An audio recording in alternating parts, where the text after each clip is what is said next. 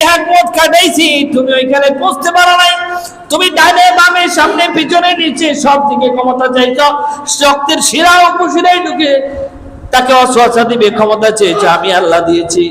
কিন্তু তোমাকে আমি আল্লাহ ভুলিয়ে দিয়েছি। উপরের দিকে চাওয়ার তোমার হিসাব হয় নাই, উপরের দিকে দরজাটা আমি আল্লাহ খোলা রেখেছি। আমার বান্দা যতই গুনাহ করবি, গুনাহ করতে করতে করতে করতে করতে করতে গুনায় জর্জরিত হয়ে যাবে।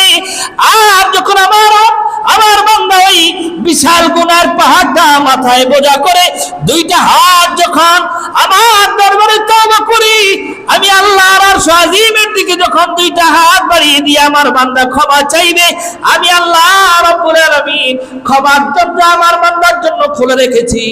আমার বান্দাকে আমি আল্লাহ তাআলা ক্ষমা করে দেব। আরো জোরে বলেন না সুবহানাল্লাহ।